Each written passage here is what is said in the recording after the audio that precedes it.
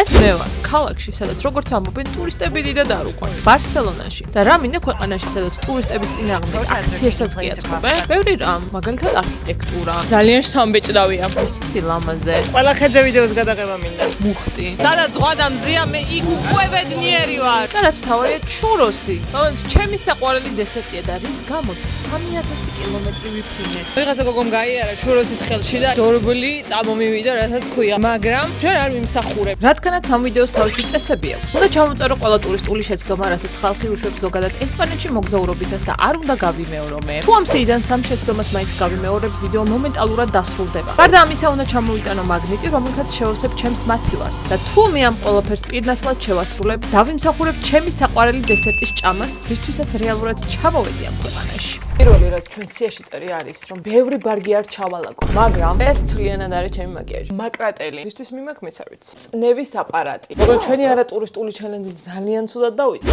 იმედია გზაში გამოვასწორებთ. ესეც ასე, ჯერ არც კი გავფრენილ ვართ და ჩვენ სიაში არსებული პირველივე შეცდომა უკვე დავუშვით. არა უშავს, წინ კიდევ ბევრი გამოწვევა გველის, რადგანაც მე ზუსტად ის ტურისტი ვარ, როგორცაც ყველა ვიდეო გვაფრთხილებს, რომ არ უნდა ვიყოთ.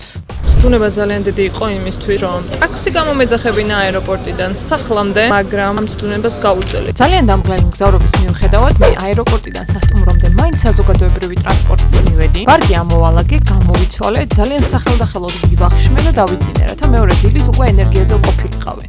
დღეს არის ახალი დღე, უკვე ვისაუზმე, ვიბანავე, გავიკეთებ მაკიაჟი, ვაპირებ რომ გარეთ გავიდე. მე უკვე ამოვიწერე შეცდომები, რასაც ტურისტები უშვებენ ხოლმე და დღეს არ ვაპირებ მაგიების დაშვებას. ერთ-ერთი პირველი არის ხშირად ფულის ზოგვის მიზნით ცენტრიდან საკმაოდ შორს ჯავშნიან სასტუმროს, რაც ჩემზე არ ითქმევა, იმიტომ რომ ტურები ჯიმ დამიჯავშნა ეს სასტუმრო შესაბამისად. ძალიან ახლოს ვარ საგრადა ფამილიასთან და ჩვენი პირველი პუნქტიც ეგ იქნება, let's go. თუ გახსოვთ, მე სტური მაფიის ფინალში საჩუქრად გადმომცა ტურისტულმა კომპანია ტურები ჯიმ, რომელმაც ასევე დამიჯავშნა სასტუმრო და ფრენები. ხოდა თქვენც თუ გინდათ ზედმეტი ნერვიულობისა და ჯავშნების გარეშე მოგზაურობა, აუცილებლად მისწერეთ, ძალიან მეგობრულად მოგეპრობიან, ლინკი დაგხვდებათ აღწერაში. ესე ჩვენი საგრადა ფამილია, რომელიც ისევ შენდება, სხვათა შორის 1800-იანი წლებიდან შენდება. უნდა მოერიდოთ სკემერებსო, ძალიან ბევრიაო და შეიძლება ტელეფონიც გაგტაცონ ხელიდან. ხო და ეხლა მე რო ამ ვიდეოს ვიღებ, ჩვენს ჩეკლისტს ბოლომდე არ მივყვები, you know? ძალიან დიდი რიგებია. სურათებზეც კი ღმერთო ჩემო, ის საშინელება ხდება. რადგანაც ესპანეთში როგორც ბევრ ტურისტულ ქვეყანაში ბევრი სქემერია, მთავარი გაფრთხილება ის იყო, რომ ჩანთა და ტექნიკა უყურადღებოდ არ დამეტოვებინა, რაზეც ძალიან ვფრთხილობდი, ამიტომ ამ ტერიტორიიდან ბევრი ვიდეო აღარ გადამიღია და პირდაპირ შემდეგ ლოკაციაზე გავეშურე. ერთ-ერთი რჩევა იყო TikTok-ზე, რომ მენახე ეს პარკი აუცილებლად სანახავია, ბევრი საინტერესო რაღაც არისო. Let's go. ეს არის ბარსელონას ყველაზე ცნობილი პარკი, მაგრამ ცოტა მიცის, რომ აქ ადრე უზარმაზარი ციხესიმაგრე იდგა. შემდეგ ტერიტორია გადააკეთეს პარკად, რომლის შადრევნის შექმნაშიც ახალგაზრდა ანტონიო გაუდი მონაწილეობდა. თან ტროპიკებს არ გავს? აქ შეგვიძლია რომ 7 ევროთ 30 წუთით ნავით ვისეირნოთ. Where am I sitting? Here? ეს პარკი ჩემთვის ბარსელონაში ტოპ სანახაობად დარჩება, რადგანაც ძალიან სასიამოვნო ნახევარი საათი გავატარე ნავით, შორიდან იხვებიც მოვიკითხე და რადგანაც არ მინდოდა რომ მხოლოდ ცნობილი სანახაობები მენახა, გადავწყვეტე ერთ-ერთ პოპულარულ ტურისტულ ლოკაციაზე მისვლა და ფოტოების გადაღება სამახსოვროდ. რადგანაც ჩვენი შეცდომების ჩეკლისტში ერთ-ერთი იყო მარტო ტურისთვის დადიხართ, არა იმისთვის რომ გაერთოთო. აი ამ ადგილას მოვედი, ანალოგინი ქვია. TikTok-ზე ვნახე და შეგიძლიათ 8 ევროთ სურათი გადაიღო და თან ყავა დალიო. დავდობსონები ძალიან ლამაზი ვიქნები ფოტოში თუ საშინელება. თუ მახენჯობა გამოვიდა არ განახებ. არც თუ ის სახარბიელოდ გამოვიყურები. სამაგიერო ამ ფოტოსთან ერთად ეხლა ყავას დავლე. ფოტოც 2 ეგზემპლარად დაიბეჭდა და ყავაც 2 მოყვა, ასე რომ მე მგონი ღირს მოსვა. პატარაა ჩემი აზრით. მაგრამ უფასოა.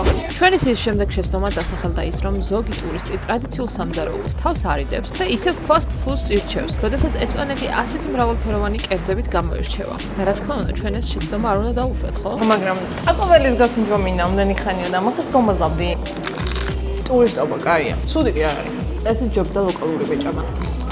მაგრამ ძალიან მრელია. სამწუხაროდ ჩვენი სიის მეორე წესიც დავარღვე და არა მხოლოდ ტაკო ბელში, არამედ მაკდონალდსა და Five Guys-შიც კი ვჭამე. თუმცა სამართლიანობისთვის უნდა ითქვას, რომ არც ლოკალურ საკვებზე მithქვამს უარი. ამიტომ ამ წესს გავანულებთ და ჯერჯერობით ისევ ერთი დაკვრევა გვექნება სიაში. შეცდომასაც ხშირად უშვებენ ხოლმე ტურისტები ის არის, რომ მარტო ფოტოებისთვის და ვიდეოებისთვის და კონტენტისთვის დადიანო და არ ირგებენო, ხო?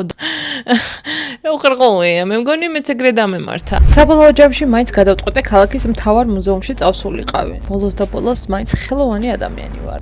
მივდივარ Camp Nou-ზე, რა თქმა უნდა. გეგონა მუზეუმებში წავიდოდი? No, wrong.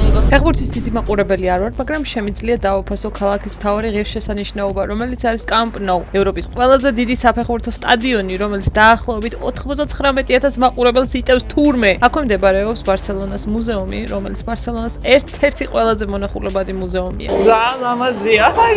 და აქ ნახავთ კლუბის ყველა მთავარ ტიტულს, ისტორიულ ფორმებს, ლეგენდარული მოთამაშეების ნივთებს და სპეციალურ ზონას, რომელიც ვის ეძღვნება? ანანო თოთიოვრს. არა, მესის ეძღვნება. ერთი სურათის ამობეჭდა დაჯდა 30 ევრო. კაი ჩაფოტოშებებული სურათია, ვითომ Camp Nou-ა უკან, მაგრამ სინამდვილეში Camp Nou აი ესე გამოიყურება საოცარი რეკონსტრუქციის ქვეშა. მაგრამ კაი გამოცდილება იყო ძალიან. მიუხედავად იმისა, რომ ბარსელონაში სანახავი ადგილების სია საკმაოდ გრძელია, დრო ბევრი აღარ მქონდა, ამიტომ მხოლოდ ის ადგილები მოვინახულე, რომელთა ნახვაც ყველაზე მეტად მინდოდა. თან წინასწარ დაჯოშნას არც საჭიროებდა. თუმცა რადგანაც ჩვენ სიაში ერთ-ერთი მთავარი ტურისტული შეცდომა ის იყო, რომ ბევრი ადამიანი მთელს მოგზაურობას მხოლოდ ბარსელონაში ატარებს და მის შემოგარენს საერთოდ არ იკვლევს, გადავწყვიტე უკვე მესამე დღეს კოსტა ბრავასკენ გამეგრძელებინა გზა. მეტად ზაფხულში, როცა ქალაქში საკმაოდ ცხელა, ზღვისპირა პატარა ქალაქები იდეალური ალტერნატივაა. სულ რაღაც 2 დღე ვიყავი ბარსელონაში, იმის მიუხედავად, რომ ქალაქი დიდად არ მომიწურავს, მაინც გადავწყვეტე, რომ ისე არ დამეტოვებინა ქვეყანა, რომ საზღვაო კურორტზე არ წავსულიყავი. ავტობუსმა დააგვიანა 9 საათი. დაახლოებით 1 საათში ვიქნებით უკვე ადგილზე. 1 საათიანი მგზავრობის შემდეგ კი ჩავედით ლორე დე მარში, რომელიც კოსტა ბრავას ერთ-ერთი საკმაოდ ახალგაზრდული ქალაქია. მივედი სასტუმროში, რომელიც ასევე ტურები ჯიმ დამინჯავშნა და დავჩექინდი. რომ ტური ესე გამოიყურება ოთახი. აქეთ გვაქვს საწოლი, სანათი 1, სანათი 2. აქეთ მე ვარ. აქეთ გადასარევი ხედები. აქეთ აივანი. აქეთ ტელევიზორი. აქეთ კარადა და აქეთ აბაზანა, რომელიც კარგად გამოიყურება სხვათა შორის. სანამ ქალაქის დასათვალიერებლად გავიდოდი, რა თქმა უნდა, მოვალაგე ჩემი ჩემოდანი, მოვწესრიგდი და სანახავი ადგილების სიას გადავხედე. სასტუმროში ამ ქალაქის რუკა მომცეს. ჩვენ ვართ აი აქ და ეხლა მივდივარ საჭმელად აი აქ. რამდენად კარგად ჩემს გავაკეთებ, ერთად ნახავთ. ეს ამდენი რაღაც არის სანახავია. თქვენ შემდეგ ლორე დე მარ დღეს კოსტა ბრავას ერთ-ერთი ყველაზე პოპულარული კურორტია, მაგრამ რამდენიმე საუკუნის წინ ჩვეულებრივ იმეთებზე და სოფელი. ქალაქის მოსახლეობა სულ რაღაც 40,000-ია, მაგრამ ზაფხულში ტურისტების რაოდენობა აჭარბებს რამდენჯერმე. აქ მდებარეობს ასევე კოსტა ბრავას ერთ-ერთი ყველაზე ცნობილი პლაჟი და ქალაქი განსაკუთრებით პოპულარულია ახალგაზრდებში. ზუსტად ამიტომ ჩასულისთანავე გავედი სანაპიროზე. წყალი საკმაოდ ცივია, თუმცა ხალხი ჟრიამული ასწორებს რა. უხდება ზაფხულს ხალხი. მოვიარე რესტორნები და ვეცადე რომ მაგნიტით მეყიდა. არც ერთი მაგნიტი რო არ მომწონს, ან ჩემშია პრობლემა. თქვენ მოგეწონებოდა? ძალიან კარგი გადაწყვეტილება იყო, რომ ბარსელონაში არ დავრჩი 7 დღე და წამოვედი კოსტა ბრავას. ამ დღემ კი ძალიან მშვიდად და სასიამოვნოდ ჩაიარა, მაგრამ ბევრი საქმე გვაქვს წინ. ჩვენი მიზანი ჯერ კიდევ შესასრულებელია და ჯერ არც მაგნიტები მიყიდია. ვაღიარებ რომ საშინელი ტრანზიშენია, მაგრამ 4 საათი მეძინა. ძალიან არ მეყვარს სასტუმრო საუზმისთვის დილით ადრე ადგომა, მით უმეტეს აქაური საუზმე დილის 10-ზე მთავრდება. მე დილისაც ისევ არ მოგვიწევს ხოლმე. მაგრამ ჩვენ ამ სასტუმროს შეუფასებთ ამ საუზმეს და მეტი არ მინდა არ მომეწონოს. უძინარ ანანოს უნდა მოეწონოს. ჩემი საუზმე სასტუმროს პაკეტში შედიოდა, ამიტომ ჩამოვედი სასაუზმე და შევათვალიერე რა მეჭამა და რა არა. აქეთ გვაქვს ხილი, რაც დაისქიფება ჩემგან. აქეთ გვაქვს ხორცები, რაც ასევე დაისქიფება, იმიტომ რომ არ მაინტერესებს. ეს ჩემი სექცია, მაგრამ ანუ რა აღმოვაჩინე? ეს არის ხელი შოკოლადი და რისთვის? შუროსისთვის. სასტუმროში გვაქვს შუროსები. ჩემი საუზმე ესე გამოიყურება.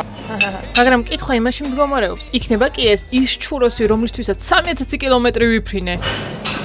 სამწუხაროდ ჩელენჯი გრძელდება. აბა შემჩნია როგორი თეთრი ფეხებით ვარ წარდგენილი. დღევანდელი ჩვენი მისიაა, რომ 9 ტონით მაინც გავამუქოთ ეგ საშინელი ფეხები. და იმისთვის, რომ რუჯის გარეშე არ დავბრუნდე ესპანეთიდან და კოსტა ბრავას სილამაზე მთლიანად შევიგრძნო, დავჯაშნე მინი 4 საათიანი კრუიზი, რომელიც 50 ევრო ღირს და გვპირდებიან, რომ იახტაზე საჭმელიც იქნება, სასმელიც, კარგი მუხტიც და კოსტა ბრავას სილამაზეებსაც ახლოდან დავთვალიერებთ. და თან ამ კრუიზს ძალიან კარგი შეფასებები აქვს და ნახოთ ჩვენ როგორ შევაფასებთ.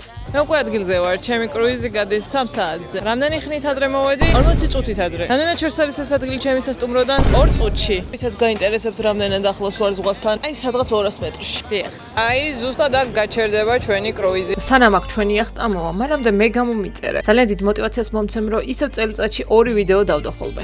მაგარი ინვესტიცია იყო აქ წამოსვლა, იმენა, ჩემი ფანტა და მე.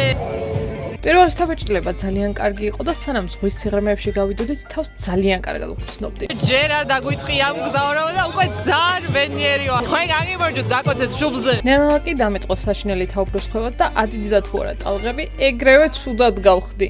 გული მერევა და კი წევას გადავრჩი. უბრალოდ ეხლა მიწევს რომ გავიდე ქალაქში და ვჭამო. იმიტომ რომ გემზე არაფერი მიჭამია. კრუიზზე 50 ევროში ჭამასმაკი შედიოდა, მაგრამ მე 4-დან 3 საათი ძირს ვიწექი და თვალები მქონდა დახუჭული თაუბროს ხვევის გამო. ამიტომაც საღამოს ქალაქში გასვლა და ვახშამი გადაწყდა. მე ამასობაში ღირსშესანიშნაობებსაც ვნახულობ. გეგონათ რომ არაფერს ვნახულობდი, შეცდით. აი, ესეთი მშვენიერი არქიტექტურა გვაქვს ჩვენს ქალაქში. თუმცა არტებს კუჭმა გადასწალა. ერთადერთი აკრძალვა რა ჩვენს წესებშია ისა, რომ არასდროს შევიდეთ ისეთ ტურისტულ რესტორანში, სადაც მენიუში ნახატები ხატია. ალკოჰოლი არ აქვს. რაც კაია, იმიტომ რომ არ მიყვარს, მაგრამ ალკოჰოლის ბულს ხო ვიხდი? მოიტანე ჩვენი შეკვეთა. ეს არის კალმარი, ესეც ქათმის კროკეტები. აი, მარილი არის ზიან ახილია. სამწუხაროდ არაფერი მომეწონა. მაგრამ ეს არის ჩემი ბრალი. რომ ჩემსავე წესებს არ მივყვები და შევდივარ მეგა ტურისტულ ადგილებში, სადაც აი მხელაზეა გამოკრული მენიუს ნახატები. მედია ჩუროსებს ერთზე არ დაუგვიმდები. წინა დღეს ფეილის შემდეგ ჩვენი სიის დარღვევის სკიპზე ვართ, ამიტომ დღეს უნდა ვიფრთხილოთ და არც ერთი პუნქტი აღარ დავარღვიოთ. თან დღეს იქნება საუკეთესო დღე. იმიტომ რომ დღეს არის ესპანეთში ყოფნის ბოლო დღე და ჩემი გეგმაა წავიდეთ ოსა დე მარში, რომელიც ერთ-ერთი ულამაზესი შუა საუკუნეების ქალაქი ესპანეთში. ვაპირებ რომ ჭამო ჩუროსი, რის გამოც მე ესპანეთში საერთოდ ფეხით ჩამოვდგი. სიوارსლე რო გითხრათ, დიდად არაფერი არ დამისერჩევ. აი ეს გზა გვაქვს გასავლელი, სულ არის 40 წუთის გზა. 15 წუთში გადის ავტობუსი, მე მზად არ ვარ. ამიტომ დროა გავემზადო. ამასობაში ჩამოვედით ოსა დე მარშიც და ჩემი პირველი ლოკაცია არის აქაური სუვენირების შოპი. მე მოვიტოვებ ხოლმე ამ მაგნიტების ყიდულს და აღარასდროს აღარ ვყიდულობ. იმისთვის რომ ჩუროსი დავიმსახურო, ჩვენი წესებიდან 3 წესზე მეტი არ უნდა მქონდეს დარღვეული და სუვენირიც ნაყიდი უნდა მქონდეს. ამიტომ პირველ რიგში გავიშურე მაგნიტების საყიდლად. ეს ვიყიდო თუ ეს. ეხლა მალე ტვინში სისხლი ჩამექცევა, იმიტომ რომ ყველაფერი მომწონს გარდა მაგნიტებისა. ხალხს ვაწყობ, მაგრამ თეთრითევზე მინდა ოღონდ სხვანაირი. ახე.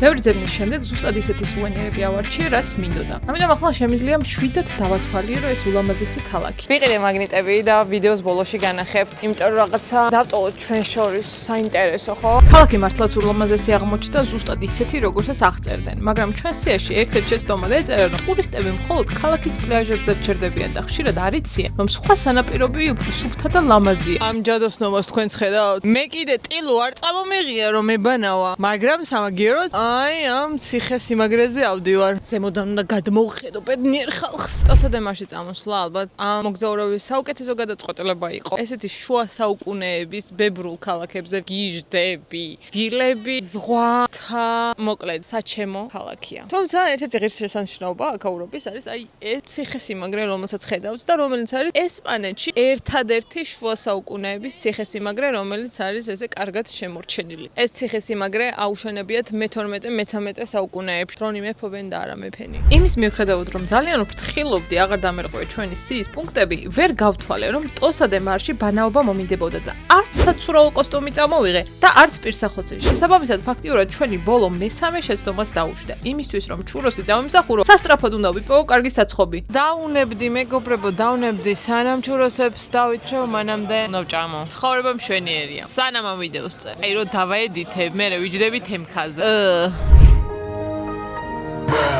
საკმაოდ გემრიელი სადილის შემდეგ დესერტის დასაყოლებლად გავედი და ვერც კი ვიფიქრებდი რომ ამ ხელა ქალაქში ერთი საჩუროსე არ ექნებოდათ. Churro, chocolate. No. No? Nothing? No. მეპზე არაფერი არ იყო. არც TikTok-ზე არაფერი არ იყო. არც სად არ არის მთელ ქალაქშიო. Do you have churros?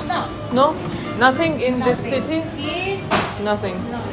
ჩემოდანი ცოტა გულდაწყვეტილმა და ანერვიულებულმა ჩავალაგე იმის იმედად რომ ღამე მაინც ჩავჭამდი ჩემ ქალაქში რამეს, მაგრამ უკვე ყველაფერი დახურული იყო იმ დროისთვის, როცა მე სასტუმროში დავბრუნდი. ვარგი ჩალაგებულია. ერთ საათში გავდივარ ქალაქიდან და მე ჩუროსი ჯერ ისევ არ მიჭამია. როგორც გუშინ მაცნობეს, ამ რეგიონისთვის დამახასიათებელი არ არის ჩუროსი. და რა ობიექტებიც გუშინ მიპოვე ღამით, როდესაც სახლში დავბრუნდი, ყველა იყო დაკეტილი. თუმცა როცა მეტკბილოვლების ჭამას ეხება, მე არასდროს ვნებდები. ამიტომ აი ეს ადგილი დავსერჩე. შეფასება აქვს 4.8 ვარსკვლავი. ესეც მომხმარებლის ფოტო. ეს ძალიან კარგად და ხრაშუნად გამოიყურება.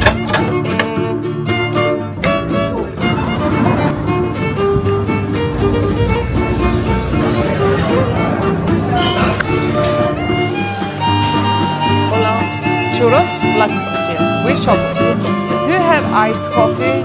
Okay, thank you very much. Darina წერს, ყველაზე ავთენტური ესპანური ჩუროსები, რაც კი ოდესმე გამისინჯოსო. Fingers crossed.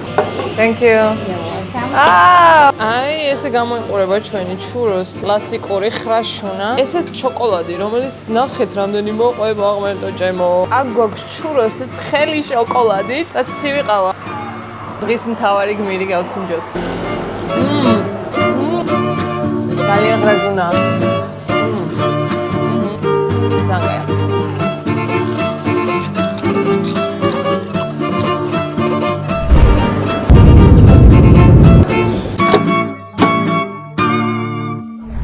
ბედნიერი ვარ.